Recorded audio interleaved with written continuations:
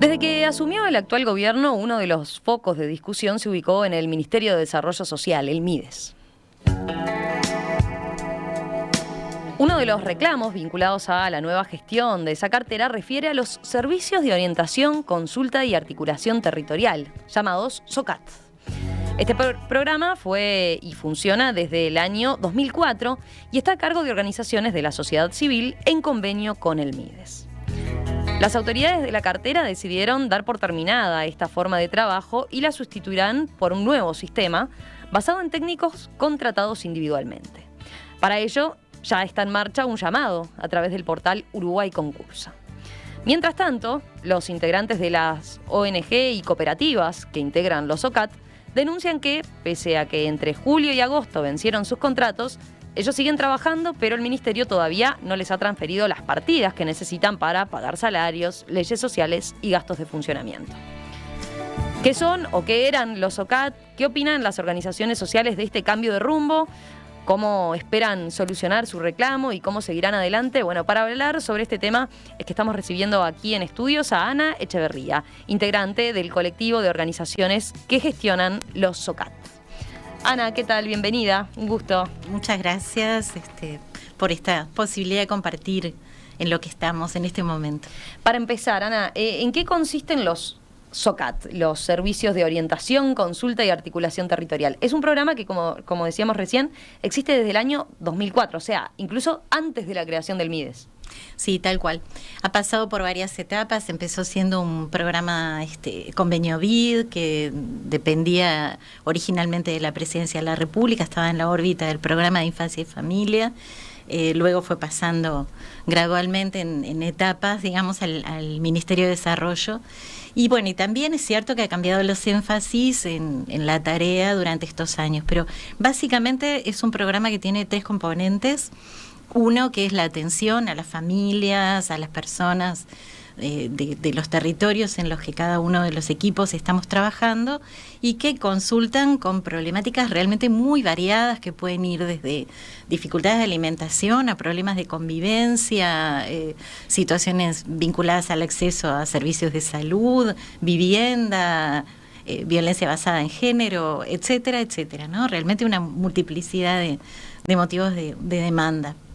Ese es uno de los componentes. El otro es la articulación territorial, que supone el establecimiento de redes con los diversos actores de la zona, tanto institucionales como vecinales. Y el otro componente es el fomento de la participación territorial, barrial, de los vecinos, de alguna forma para identificar los problemas en sus territorios y generar respuestas articuladas a esos mismos problemas. Están ubicados específicamente además en barrios vulnerables, ¿no? De personas en situaciones complicadas en muchos casos, ¿no? Sí, en todo el país, sobre todo en cada departamento, en los territorios donde hay índices de carencias identificados más importantes, ¿no? Estas decisiones se han ido tomando en general en base a datos estadísticos con los que se cuenta. ¿Hoy cuántos SOCATs hay? Bueno, en estos días se han bajado algunas organizaciones, pero creo que estamos en 59, una cosa así. ¿Y a cuántas personas involucran, digamos? ¿Cuántas personas trabajan en ellos?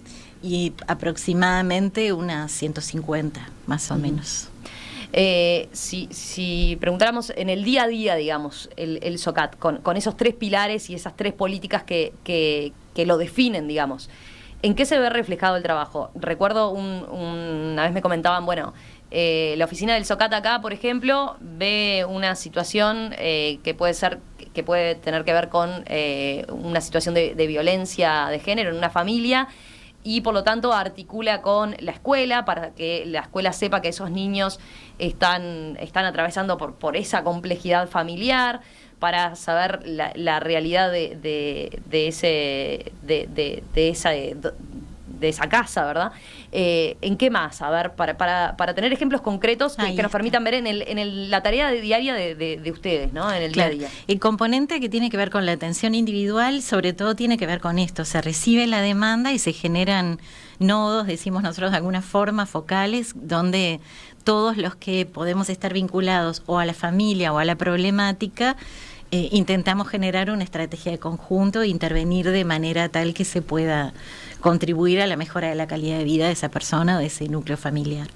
Eso por un lado. Y después, por otro lado, en lo que tiene que ver con lo colectivo, acciones que tienen que ver tanto con, por ejemplo, organizar vecinos, apoyar a los vecinos, mejor dicho, de un asentamiento para que puedan organizarse y reivindicar o gestionar otras condiciones habitacionales, o identificar en un barrio, por ejemplo, que se instalaron 3 cooperativas de vivienda, un realojo, y hay 2 asentamientos nuevos, y que entonces eso implica nuevas escuelas, nuevos servicios de salud, nuevos líneas de transporte, etcétera, etcétera, y trabajar en conjunto con toda la comunidad, con las instituciones organizadas, pero también con los vecinos, para lograr esas respuestas, ¿no? Es decir, ir a golpear cada puerta que sea necesario, pero también muchas veces generar desde los propios recursos que tenemos respuestas. Yo que sé, identificamos que hay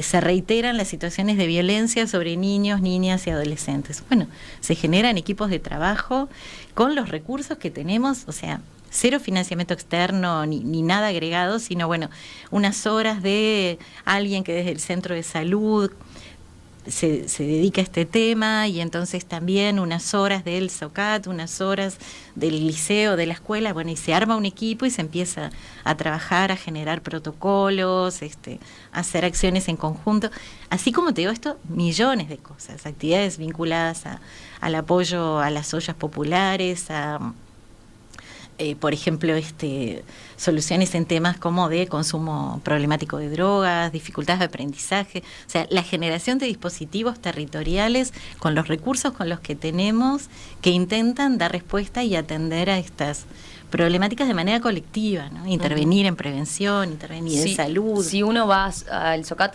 y hace un planteo un vecino, ¿con quiénes se encuentra, digamos? ¿Cuántas personas integran cada SOCAT? ¿Y qué tipo de profesionales trabajan ahí? ¿Trabajadores sociales, imagino? ¿Qué más? Sí, en general los equipos están entre 2 y 4 personas, más o menos.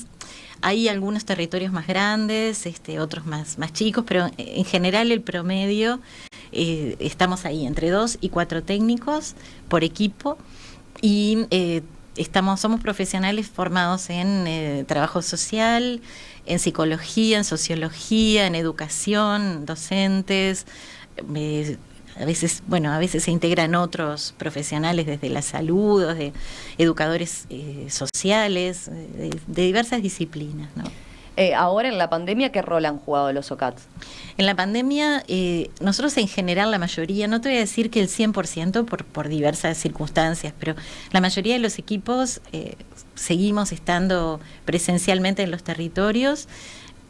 La demanda principal más fuerte fue todo lo que tuvo que ver con alimentación. En un primer momento hubo que salir a generar respuestas desde los propios territorios, luego aparecieron las canastas desde el MIDES, y luego empezamos a ayudar en la organización de las ollas y en el funcionamiento de las mismas. Eso fue como la demanda principal, pero también hubo que sostener un montón de situaciones, por ejemplo, de violencia basada en género, que tuvieron que ver con el confinamiento, situaciones vinculadas a la pérdida de empleo, a la pérdida de capacidad de generar ingresos propios, no solamente por informalidad, sino también porque no todos los trabajadores formalizados, por ejemplo los cuentapropistas, los monotributistas, no todos tienen derecho a seguro de paro, a coberturas. Entonces, si el sanitario no puede hacer su trabajo en los domicilios donde lo llaman, no tiene ingresos. Y bueno, en los distintos equipos se fueron generando propuestas adecuadas a la realidad de cada territorio, que es distinto que los otros, ¿no? No es lo mismo el medio rural que el medio urbano, una ciudad de frontera que una ciudad de repente capital. Son realidades distintas, pero sí, desde el apoyo a emprendedoras hasta generar espacios de orientación laboral. Hubo muchas respuestas en ese sentido que se hicieron durante la pandemia. Tuvimos que bajar las actividades colectivas porque no podíamos convocar demasiado, pero igualmente se hacían muchas tareas por Zoom o sea, todo lo que era la coordinación con otras instituciones se hacía por Zoom, y algunas actividades al aire libre también, por ejemplo esto, ¿no? De apoyo a la promoción de emprendimientos en los territorios. Uno de los pilares, decía, es la articulación en el territorio. Más allá de esa articulación en el territorio, de que el SOCAT esté en contacto con la escuela, quizás con la comisaría, con el CAIF, ¿no? Con una iglesia, ¿cómo articulan para sacar ese tema de ahí y que pase a otro ámbito del Estado? ¿Cuál es la coordinación que existe? Bueno, en realidad depende también mucho de cada situación. Hay veces en que se puede, por ejemplo, si es un tema de salud y está presente el centro de salud de la RAP, de ACE, se puede hacer a través de los mecanismos formales institucionales que tiene esa institucionalidad, digamos, ¿no? Pero en otros casos son los propios vecinos que arman sus cartas, sus notas, sus expedientes, presentan el expediente en la intendencia o lo llevan a la ANEP o lo que sea. Hemos tenido, sobre todo en el periodo anterior, porque evidentemente las circunstancias de la pandemia hicieron que todo fuera muy distinto en estos 2 años, pero en los periodos anteriores teníamos muchas veces visitas de autoridades de distintos organismos a las mesas de articulación de vecinos y de organizaciones de los barrios para, bueno, trabajar en esto, ¿no? A ver en dónde podemos hacer la escuela o qué características quieren ustedes que tenga el centro educativo, o sea, Pero ustedes cuando reciben un problema, digamos, el primer mecanismo de atención y de intentar resolverlo es articulando directamente con lo que está en el territorio. Por ejemplo, ir directamente con la policlínica, ¿no? Claro, el primer mecanismo, en realidad la policlínica, el centro de salud articula cotidianamente, es parte de la mesa de coordinación del SOCAT en general también, estoy hablándote en algunos territorios de pronto está, en otros no, hay actores que están presentes en algunas zonas, en otras no, pero en general se trabaja en conjunto. Entonces, bueno, con el centro de salud, la escuela, el liceo, ¿no? Se piensa una estrategia en conjunto, con vecinos y con instituciones se piensa una estrategia y se define un poco después cómo se operativiza esa estrategia, si es...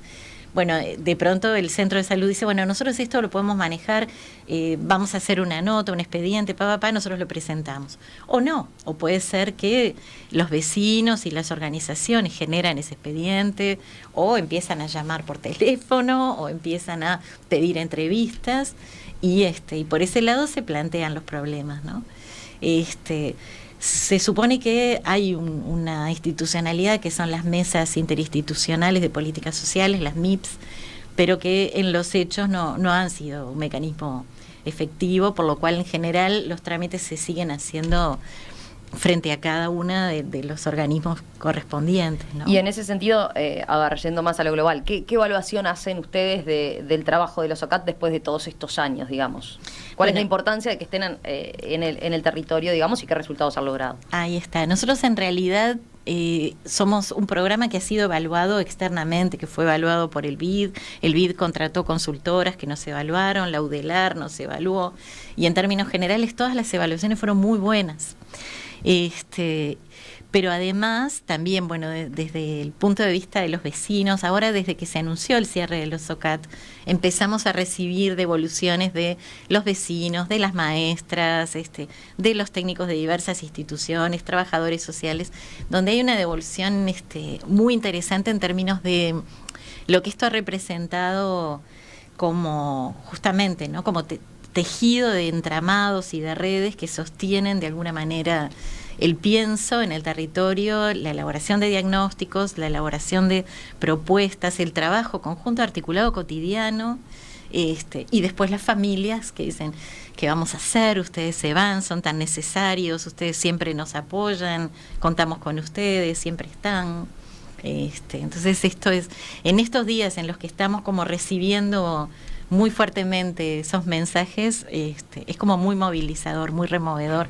Sabemos que somos un recurso querido en los territorios, en términos generales, valorado, y nos preocupa esta preocupación que la comunidad expresa en relación a bueno, nos van a hacer mucha falta, ¿no? Este año las autoridades del MIDES decidieron eso, terminar con los OCAT y pasar a un sistema de atención más a cargo de técnicos contratados individualmente, ¿no? Y no ya a través de organizaciones de la sociedad civil como son ustedes. ¿Por qué consideran que este cambio es negativo o qué evaluación hacen directamente de este cambio?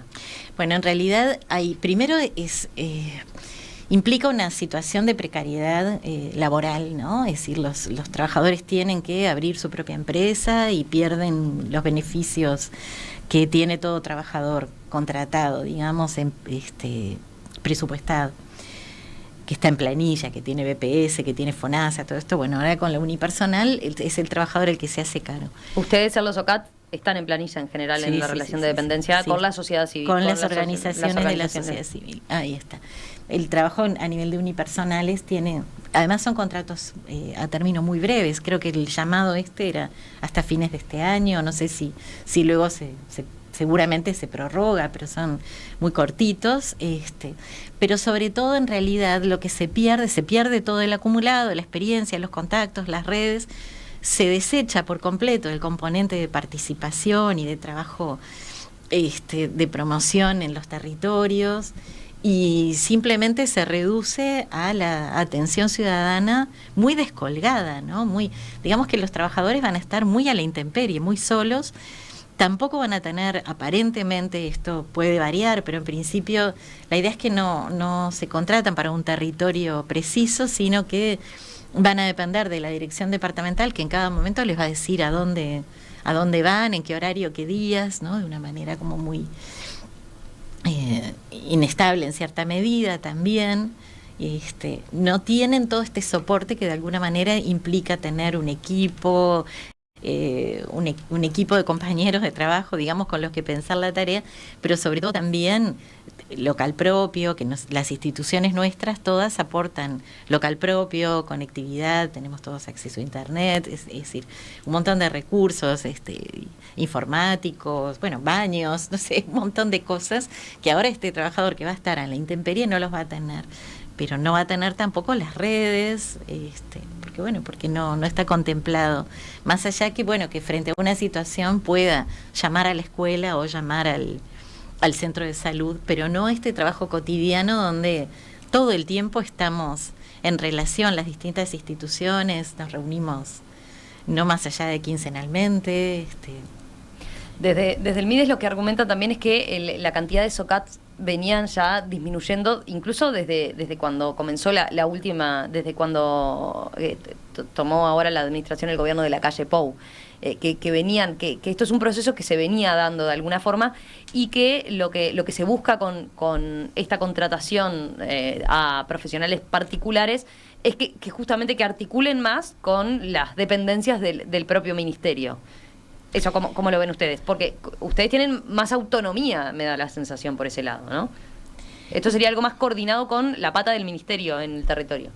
A ver, en las distintas administraciones, el vínculo entre los SOCAT y el ministerio es más intenso o menos intenso según, sobre todo, los recursos que el ministerio destina, ¿no? En la medida hemos tenido épocas en las que teníamos referentes territoriales del ministerio haciendo un acompañamiento, o sea, presentes en todas las reuniones de equipo, trabajando en conjunto, apoyando, no sé si en todas, pero en muchas de las reuniones de equipo, apoyando cada una de estas gestiones. Si necesitábamos una gestión con primaria, si necesitábamos con salud pública, estaba el referente del MIDES que hacía ese nexo, y el pienso, digamos, de la tarea era conjunto. Después, en otros periodos, de pronto eso no está, o en este momento, por ejemplo, tenemos una figura de un referente territorial también, pero que está como muy expresamente vinculado a alguna temática, sobre todo a las canastas y los temas que dependen directamente del MIDES, ¿no? Es más esa relación.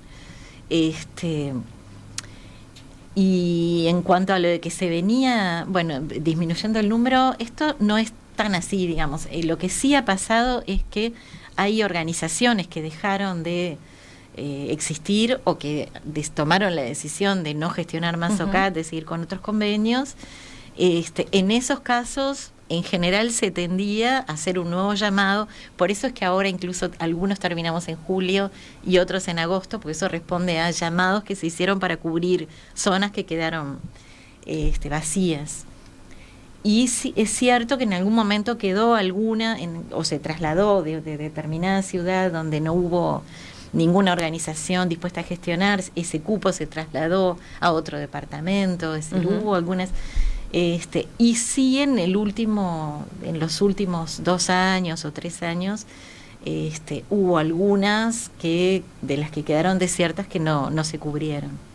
Y respecto a la evaluación, a ver, desde el Ministerio también nos señalaban que se perciben muy escasa atención a la ciudadanía, por ejemplo, en lo que tiene que ver con los sistemas de registros de atenciones del MIDES, ¿no? Como que por ahí no se canalizan gran cantidad de solicitudes de los propios vecinos, ¿no? Por el SOCAT, o sea, como que el SOCAT no es la puerta de ingreso para los planteos de los vecinos. Bueno, esto no es tan así, digamos, o yo diría que no es así. En cuanto al tema del registro, bueno, es cierto, puede ser que haya algunos equipos que registran más y otros que registran menos, porque a veces la dinámica de trabajo puede dificultarte y se te puede pasar una situación que te quedó sin registrar cuando tenés a veces 15 personas esperando.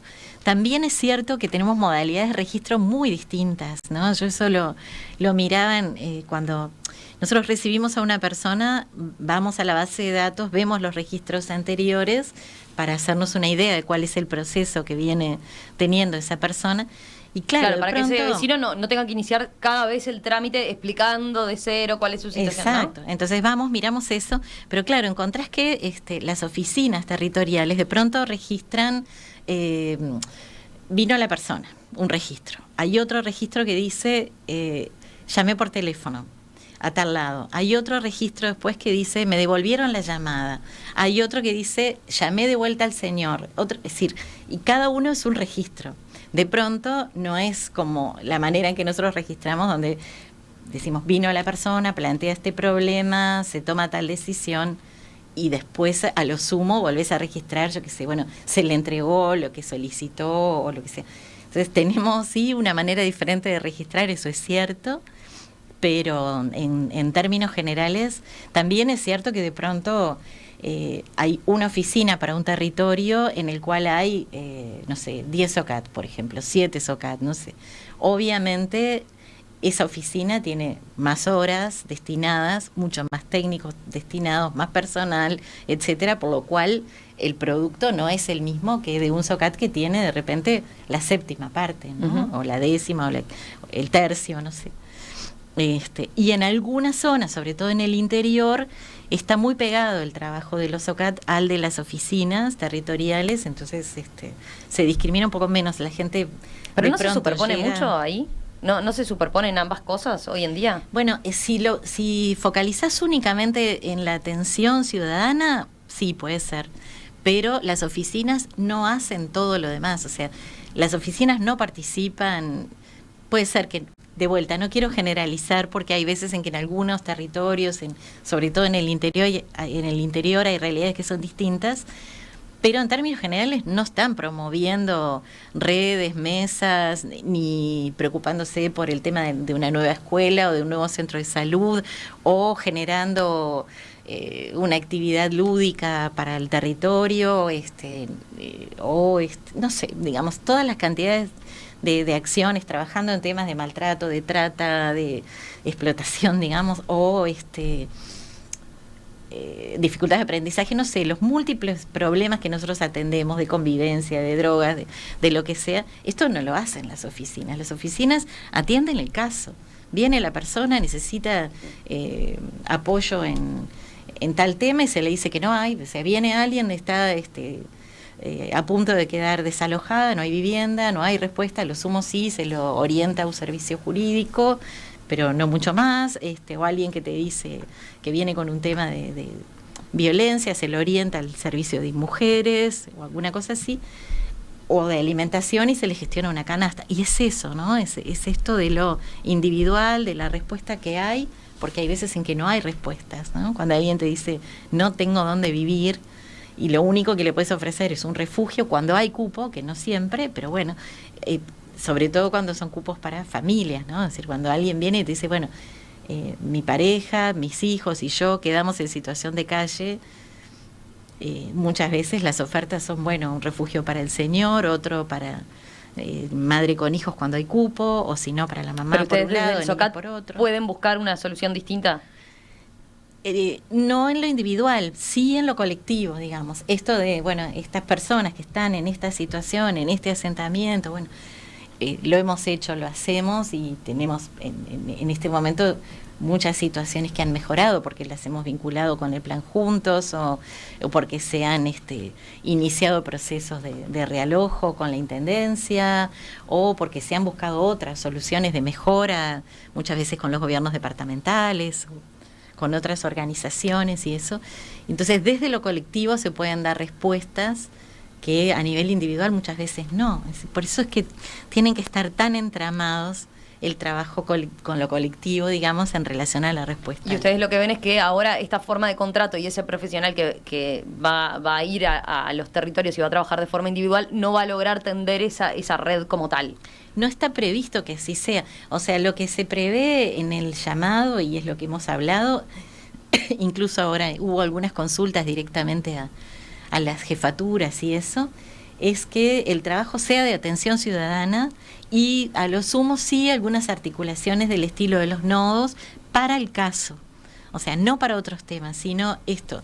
Si la señora viene con violencia basada en género, entonces, bueno, articular con mujeres, como una mujer, no sé, los servicios que haya disponibles en cada territorio para la respuesta de esa situación. Pero se discontinúa totalmente todo lo que es el componente colectivo de Por ejemplo, para ponerlo ciudadana. en un ejemplo concreto, vecinos que se organizaban para reclamar por que efectivamente poder tener contenedores como de un asentamiento como para poder tener contenedores y tener un sistema de residuos como la gente. Ese tipo de cosas las hacen ustedes. Las hacemos con otros, porque eso es una cosa bien importante. Incluso ahora dice, bueno, cierren las mesas de articulación. Las mesas no las podemos cerrar porque las mesas tienen vida propia. Si en una mesa están participando la escuela, el liceo, no esa mesa no es algo que sea propiedad, digamos, del SOCAT, sino que tiene vida propia y genera sus propias acciones. Y ahí hay 15 vecinos, 10 vecinos, 5 vecinos que se organizan también y comparten con la escuela, con el centro de salud, no sé, la búsqueda de soluciones y alternativas. Muchas veces se integran también referentes de los gobiernos municipales, por ejemplo, de los centros comunales, en el caso de Montevideo, otros actores, y bueno, desde esos lugares se trabaja en red, en conjunto, ¿no?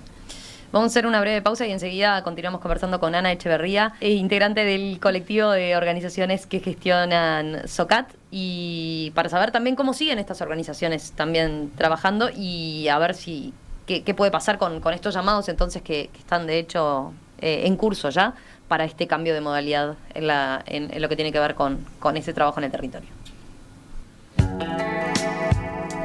Las organizaciones sociales y cooperativas que gestionan los servicios de orientación, consulta y articulación territorial del MIDES, los llamados SOCAT, cuestionan el desmantelamiento de este programa que existe desde el año 2004 y cuyo objetivo es promover el desarrollo comunitario y las redes de protección local en zonas de alta vulnerabilidad social.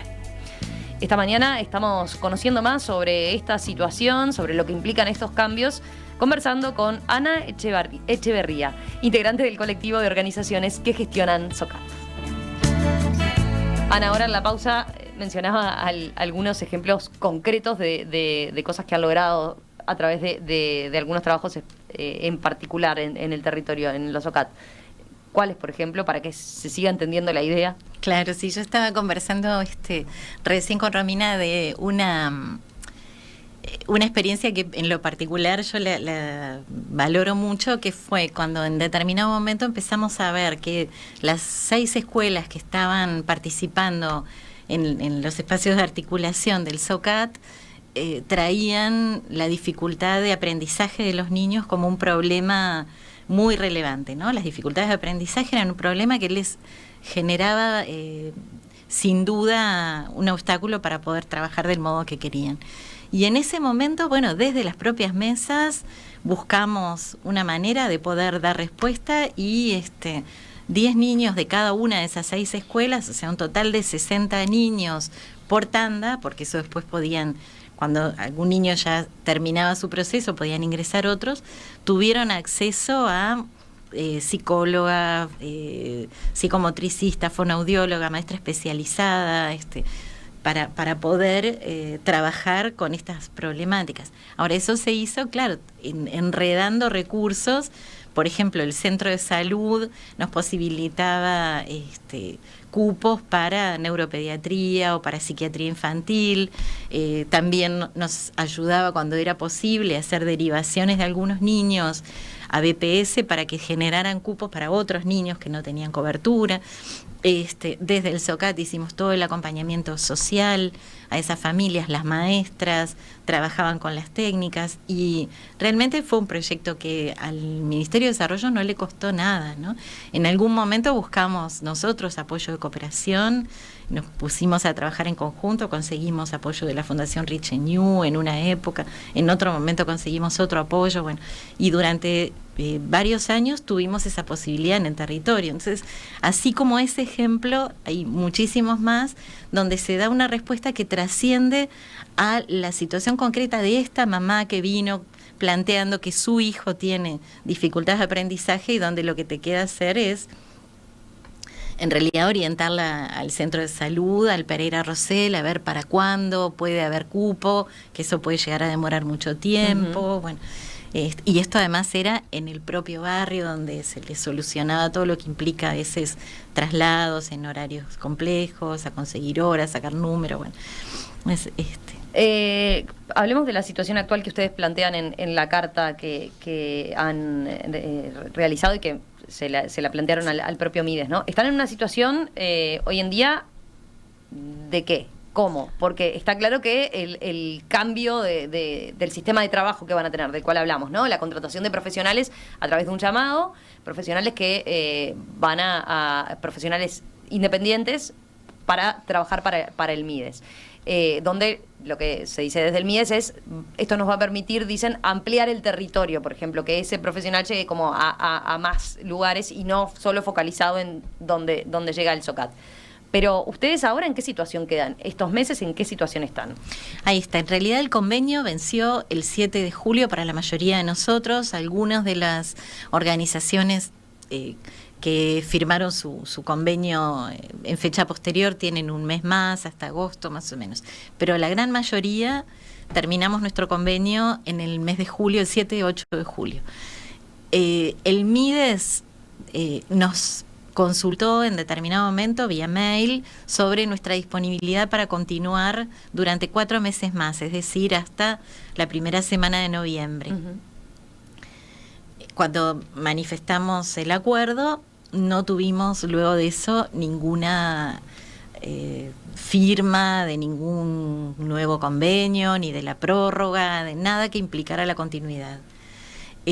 Hubo sí un correo que el director nacional de gestión territorial envía a un funcionario del Mides y que ese funcionario luego lo envía a las distintas instituciones que gestionamos SOCAT, donde dice, bueno, algo así como comunicarle a las OSC que sí, que vamos a seguir hasta noviembre, una cosa así. Legalmente, digamos, no firmamos, no hay nada firmado por el Ministerio de Desarrollo.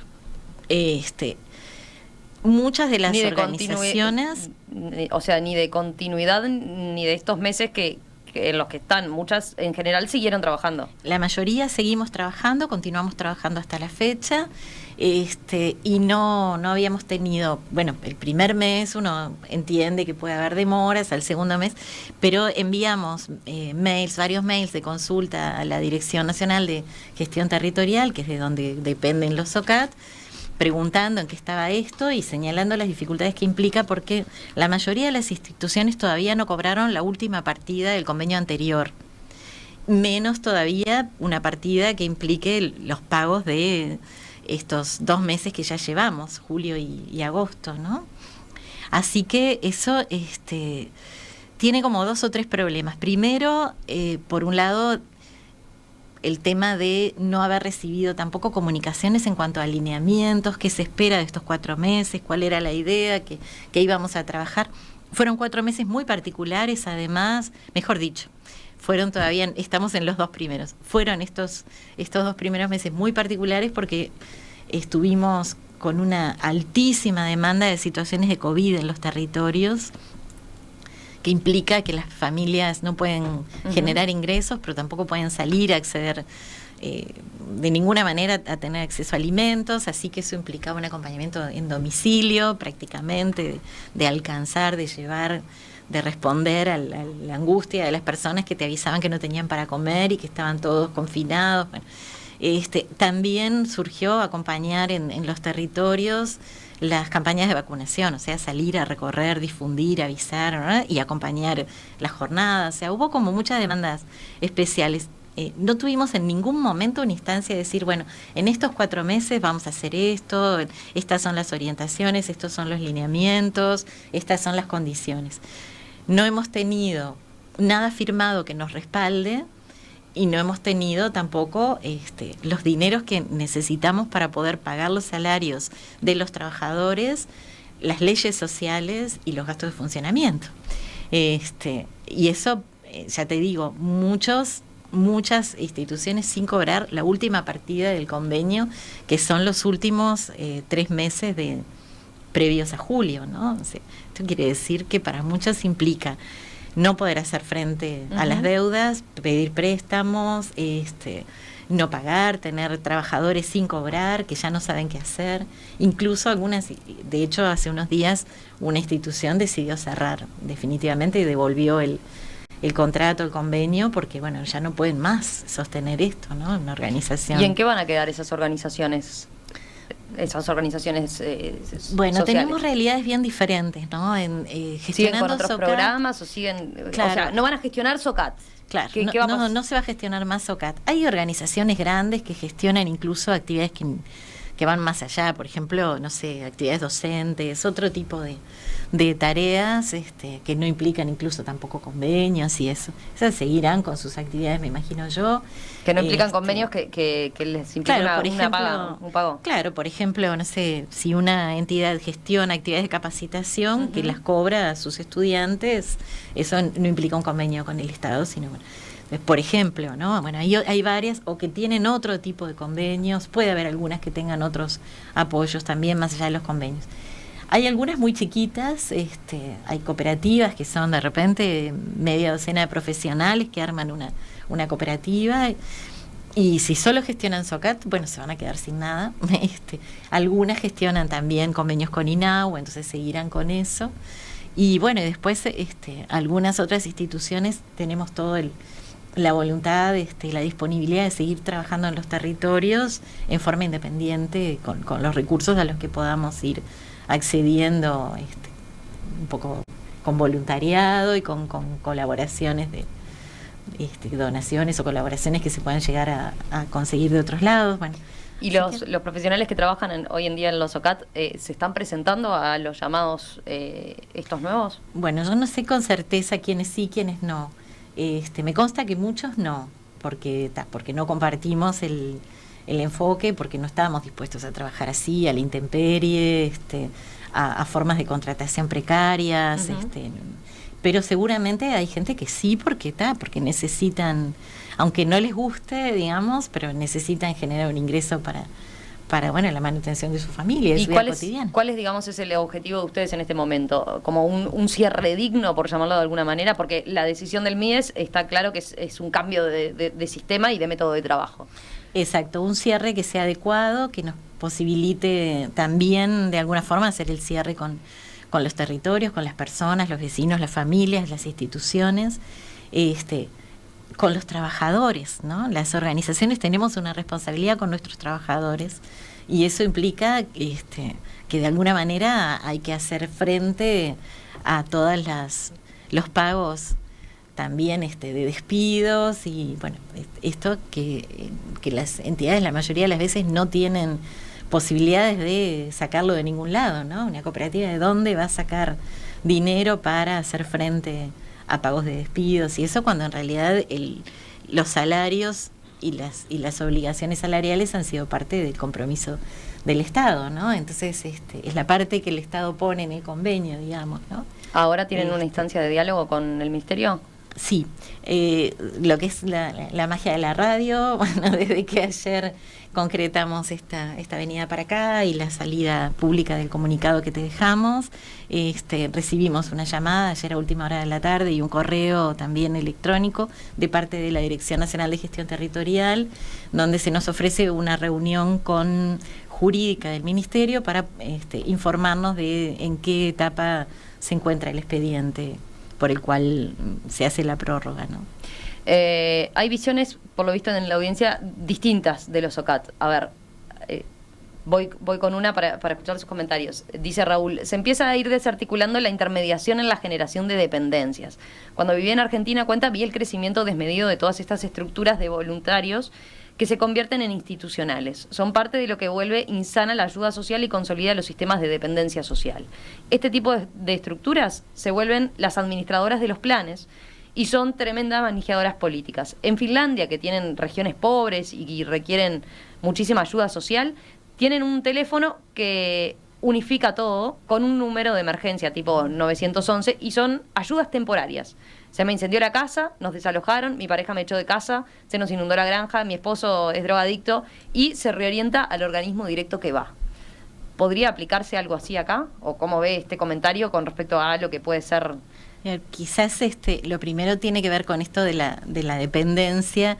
Yo creo que justamente es todo lo contrario, ¿no? Cuando, por lo menos desde la intencionalidad de las organizaciones de la sociedad civil, donde no queremos ser repartidores de canastas, que de alguna forma es lo que está prevaleciendo en esta etapa, que es cierto, que reconocemos que es una etapa especial, marcada por la pandemia, pero bueno, es la respuesta privilegiada ha sido el reparto de canastas. Entonces, no es lo que queremos y por eso nuestro trabajo tiene mucho que ver con la promoción de la participación y el empoderamiento de los propios vecinos para que den respuestas a sus problemas.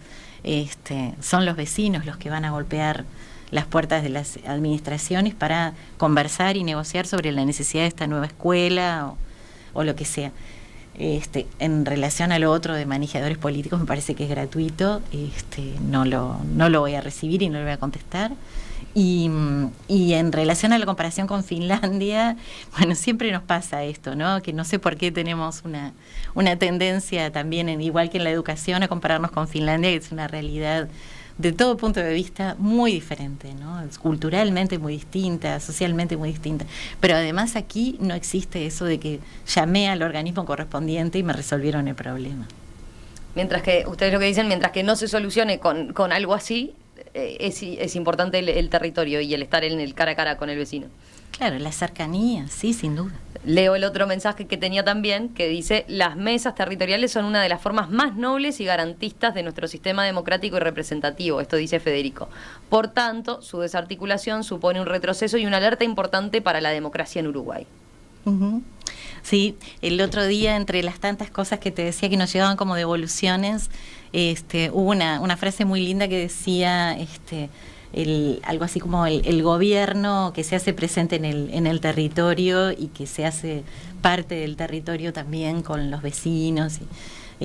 Sí, yo creo que las mesas son una maravilla, que producen, realmente producen actividades, proyectos, frutos para cada territorio que son increíbles, ¿no?